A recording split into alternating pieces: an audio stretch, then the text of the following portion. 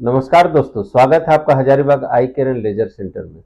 क्या आप जानते हैं हमारी आंख की नज़र जिस पर टिकी रहती है उसका नाम है रेटिना। अगर रेटिना खराब हो जाए तो आंखों की नज़र धीरे धीरे कमजोर होने लगती है। तो आज की वीडियो में हम बात करेंगे कि रेटिना को कैसे ठीक रखें, कैसे हेल्दी रखें। तो वीडियो थोड़ा लंबा हो सकता है, वीडियो के अंत तक बने रहिएगा, तभी अच्छे से समझ पाएंगे।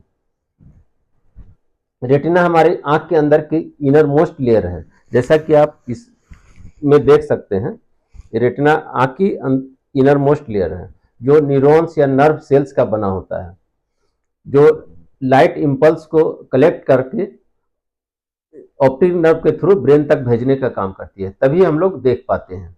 अगर ये रेटिना किसी कारण से खराब हो जाता है तो इम्पल्स ब्रेन तक नहीं पहुंचती है, तब व्यक्ति को धुंधला दिखने लगता है या दिखाई नहीं देता है। तो रेटिना का जांच कैसे किया जाता है? रेटिना को जांच करने के लिए हम लोग आंख को डायलेट करते हैं, यानी आंखों को जो पुपिल होता है उसको डायलेट करते हैं, तभी पूरी तरह से ये अंदर का रेटिना दिखाई देता है। जिसके लिए एक ड्रॉप का यूज किया जाता है, ट्रोकासिल प्लस। उसको डालने के बाद 10 से 15 मिनट तक मरीज को बैठा देते हैं। पुतली जब फैल जाती है तो उसे दो तरीके से जांच किया जाता है। एक slit lamp bio microscopy. Slit lamp में एक स्पेशल लेंस आता है 90D और 78D, जिसके मदद से लेंस आंखों के पर्दा रेटिना पूरी अच्छी तरह से दिखाई देती है। और रेटिना का जो पेरिफेरी वाला पार्ट होता है, सेंटर से दूर वाला, उसे देखने के लिए इनडायरेक्ट ऑप्थेल्मोस्कोपी का यूज किया जाता है, जिससे पेरिफेरी रेटिना के पेरिफेरल पार्ट को देखते हैं। अगर जरूरत पड़ता है रेटिना जांच में तो हम लोग OCT, optical coherence tomography machine का यूज करते हैं, जैसा कि आप वीडियो में देख सकते हैं। जो OCT रेटिना के 10 लेयर को पूरे अच्छे तरीके से स्कैन करके फोटोग्राफ देता है, जिससे पता चलता है कि रेटिना में कोई डिफेक्ट है कि नहीं, या रेटिना हेल्दी है या इसमें कोई डिफेक्ट है। अब बात करते हैं, अगर रेटिना को कोई बीमारी होता है तो उसमें क्या क्या लक्षण हो सकते हैं। रेटिना का दो पार्ट होता है, एक सेंट्रल रेटिना होता है और एक पेरिफेरल रेटिना होता है। सेंट्रल रेटिना हम लोग को सेंट्रल विजन देता है और पेरिफेरल रेटिना पूरे फील्ड ऑफ विजन देता है। अगर सेंट्रल रेटिना में कोई डिफेक्ट है, यानी सेंट्रल रेटिना को हम लोग मैकुला बोलते हैं, अगर मैकुला में कोई डिफेक्ट है तो आंख के सामने एक काला धब्बा आ जाता है, ब्लैक स्पॉट, जिसे हम लोग सेंट्रल स्कोटोमा भी बोलते हैं, जो सामान्यतः मैकुलर होल या सेंट्रल सीरस रेटिनोपैथी या एज रिलेटेड मैकुलर डिजेनरेशन जैसी बीमारियों में होता है, जिसके वजह से आंख के सामने एक काला धब्बा आ जाता है और बस्तियां थोड़ी टेढ़ी मेढ़ी दिखाई देने लगती है, या लाइन सीधी सीधी नहीं दिखती है, लाइन टेढ़ी मेढ़ी दिखती है।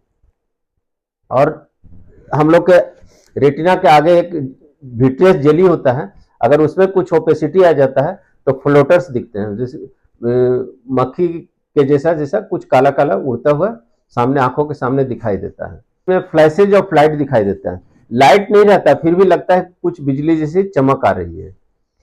और नाइट ब्लाइंडनेस का भी इसमें कंप्लेन रहता है, रात में धुंधला दिखाई देता है, रात के अंधेरे में कुछ दिखाई नहीं देता है, जो कि रेटिनाइटिस पिगमेंटोसा जैसा बीमारी में होता है और विटामिन ए की डिफिशियंसी में भी होता है। अब बात करते हैं रेटिना के बीमारी में वे कौन से लोग हैं जो हाई रिस्क में रहते हैं। तो इसमें सबसे पहले हम बात करते हैं डायबिटीज वाले पेशेंट। जो डायबिटीज के मरीज हैं, जिनको ब्लड शुगर लेवल हाई रहता है, नॉर्मल लेवल से बहुत हाई रहता है।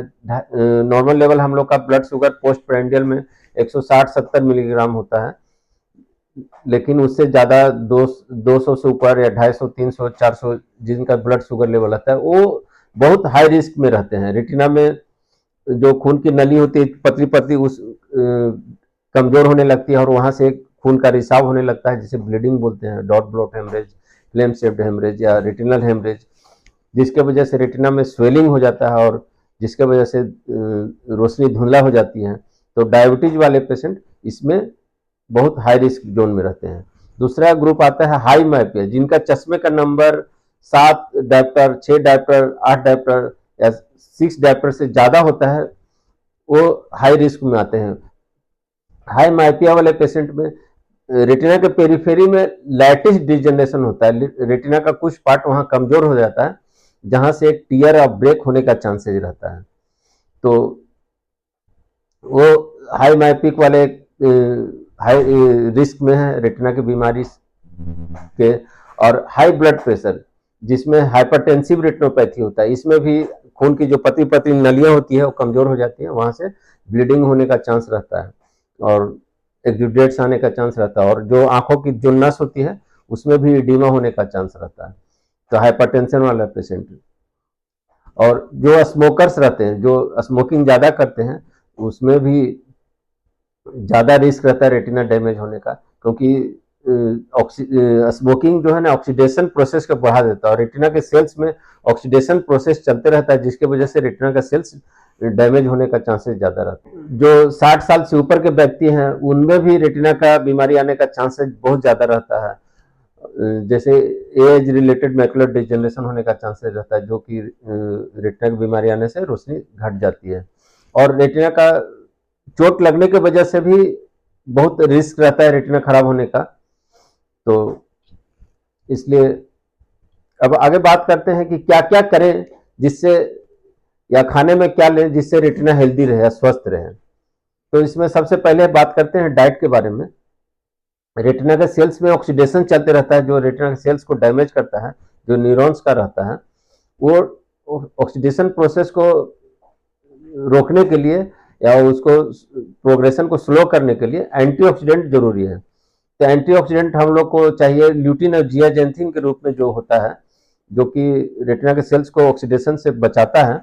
तो हमारे जो रूटीन डाइट होता है उसमें हरी पत्तेदार सब्जियां हो गया, मेथी हो गया, पालक हो गया, और जितना भी कलर्ड फ्रूट्स हो गया, कलरफुल जो सब्जियां हैं, जैसे कैप्सिकम हो गया, रंग बिरंगे कैप्सिकम, ये सब में प्रचुर मात्रा में एंटीऑक्सीडेंट होते हैं, जिसको लेने से ऑक्सीडेशन प्रोसेस स्लो हो जाता है और रेटिना को हेल्दी रखता है। दूसरा हो गया विटामिन ए रिच डाइट, जैसे कि गाजर हो गया, स्वीट पोटैटो हो गया, मैंगोज हो गया, ये सब विटामिन ए की प्रचुर मात्रा लेने से रेटिना का सेल्स, जो रॉड सेल्स होता है, जिसमें हेल्दी रहता है, और जिसके वजह से नाइट विजन ब्लर नहीं होता है, रात की रोशनी भी अच्छी रहती है। तीसरा हो गया विटामिन सी रिलेटेड फ्रूट्स, जैसे साइट्रस फ्रूट्स, जिसमें ऑरेंज हो गया, लेमन हो गया, आंवला हो गया, जिसे लेने से एंटीऑक्सीडेंट का भी काम करता है, और पूरा ओवरऑल बॉडी के लिए भी विटामिन सी बहुत जरूरी रहते हैं। तो ओवरऑल बैलेंस्ड न्यूट्रिशन लेने से तो पूरा शरीर स्वस्थ रहता ही है, और उसके साथ साथ हमारी आंखों के रेटिना भी हेल्दी रहता है। और सेकेंड ग्रुप हो गया जो डायबिटीज वाले हैं, उनको एकदम शुगर लेवल कंट्रोल रखना है, डायबिटीज एकदम कंट्रोल रखना है, जो नॉर्मल लेवल होता है 160-70 पर ही रखना है पोस्ट पेरेंडियल में, तभी रेटिना हेल्दी रहता है, रेटिना में कोई साइड इफेक्ट, डायबिटिक रेटिनोपैथी आने का चांसेस कम रहता है। तीसरा जो ब्लड प्रेशर वाले ग्रुप हो गए हैं, जो हाई ब्लड प्रेशर वाले हैं, वो भी नियमित रूप से अगर दवाई लेते हैं, ब्लड प्रेशर को कंट्रोल रहते हैं, तभी उनकी रेटिना हेल्दी रहेगी, रेटिना में कोई डिफेक्ट आने का चांस कम रहता है। तीसरा फोर्थ हो गया कि आंखों को हमेशा चोट से बचाना है, चोट लगने के चलते भी रेटिना खराब होती है। बहुत सारे हम लोग को दिवाली के समय पटाखा इंजुरी के चलते रेटिना डैमेज होने का केसेज आते रहते हैं, इसलिए आंखों को हमेशा चोट से बचाना है। अगर चोट से एक बार रेटिना अगर खराब हो जाती है तो परमानेंट विजन लॉस का भी खतरा रहता है, जो ठीक होने का चांस। अल्ट्रावायलेट रेज भी रेटिना को डैमेज करता है, रेटिना के सेल्स को डैमेज करता है, इसलिए अगर धूप में काम कर रहे हैं तो हमेशा ईवी प्रोटेक्टिव ग्लासेज का यूज करें, जिससे धूप का एक्सपोजर आंख पर कम हो। और कभी भी अगर आंख को रब करने का मन करे तो भिग्रसली आंख को कभी रब नहीं करना। जिस रब करने से क्या होता है, हम लोग का आंख का जो विट्रियस जेली है उस पर एक वायलेंट मूवमेंट होता है, जिसके वजह से उसमें खिंचाव आने का चांस रहता है, जिसके वजह से रेटिनल ब्रेक और टीयर भी होने का चांसेस रहता है। और हाई माइपिया वाला पेशेंट, जैसे जिनका नंबर -5, 6, 7 से ज्यादा है, वो उनको भारी वजन नहीं उठाना है। भारी वजन उठाने से भी एक चांसेस रहता है उसमें विट्रियस जेली में खिंचाव आने से, और खिंचाव आने की वजह से उसमें टीयर और ब्रेक होने का चांसेस रहता है। तो रेटिना को हेल्दी रखने के लिए इसमें एक नियमित जांच बहुत जरूरी है।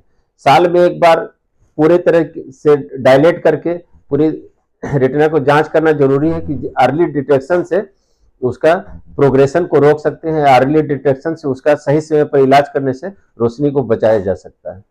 तो ये सब फॉलो करेंगे तो रेटिना हेल्दी रहेगा। Thank you.